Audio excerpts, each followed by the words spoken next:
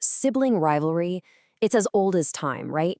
But what happens when that rivalry could actually tear a whole nation apart?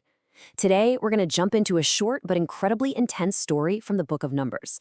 It's got everything: power, jealousy, and a divine smackdown that changes the game.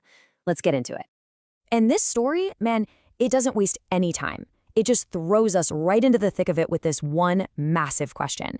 This is not just a little complaint. This is a direct challenge to the chain of command, and it is about to cause some serious trouble. So, Act 1. How did all this kick off? Well, on the surface, it looks like just a family spat. But as we're about to see, the stakes are so much higher than that. Okay, so at the center of this whole thing, you've got three siblings.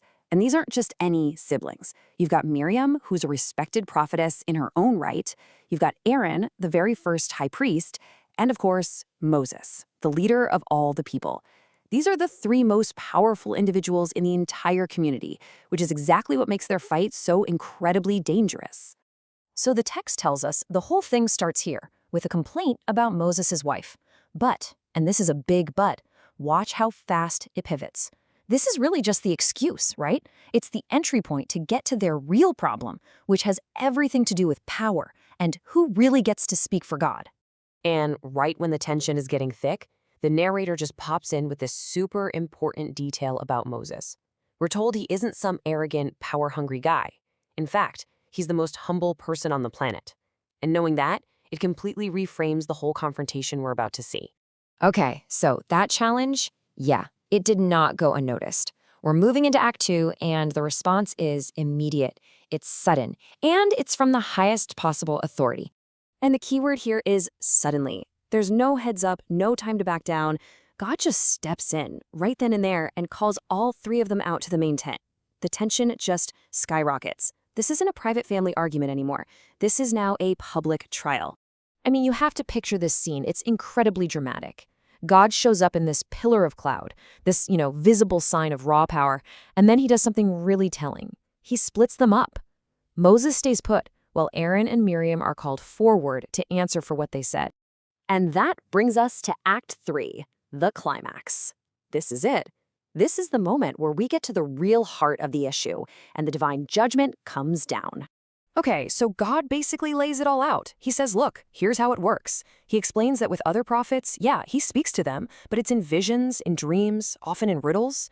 But with Moses, nope, it's on a whole other level. It's mouth to mouth, totally direct, totally clear. He's trying a massive line in the sand here, and it's undeniable. And it all leads to this one single chilling question. God makes it crystal clear.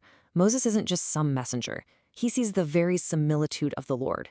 He's in the inner circle. And after laying all that out, the question just hangs there.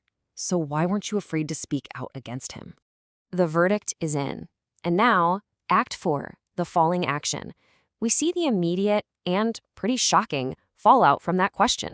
And that's it, no more discussion. The text just says God's anger was kindled, and then he's gone.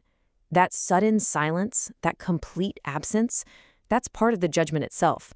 And now, they're just left there to deal with what comes next. So just imagine this.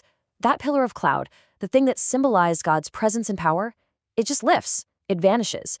And in that moment, there's got to be this awful, dead silence. You're just wondering, what did that anger leave behind? And bam, the consequence is instantaneous. The second that cloud is gone, Miriam is struck with leprosy. The description is so vivid, white as snow. It's a sudden, terrifying, physical punishment for her part in the rebellion. Aaron sees his sister, and he completely freaks out. All that arrogance from before, it's gone. It's just pure desperation. And who does he run to? Moses, the very guy he just tried to undermine. He's begging, confessing they were foolish, and pleading for Miriam, who he says looks like she's already dead.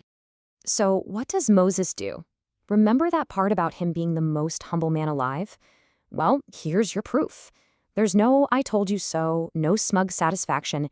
He doesn't even hesitate. He just immediately cries out to God, a super short, powerful prayer to heal his sister. All right, so we're at Act 5, the resolution. How does this all get wrapped up? Well, God hears Moses' prayer, and he does show mercy. But that doesn't mean there aren't still consequences.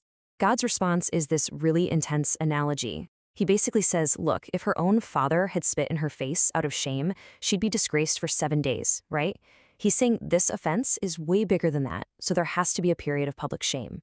So yeah, there's mercy, but there's still accountability. And the sentence is specific. 7. 7 days. This isn't just a slap on the wrist. It's a full week of being totally isolated, a very real, very public consequence for challenging the divine order. So Miriam is exiled from the camp for 7 days. But check out that second point, because this is huge. The entire nation grinds to a halt. Their whole journey is put on pause. Everything stops, all because of this one conflict. It's this incredible statement about how the actions of leaders affect everyone.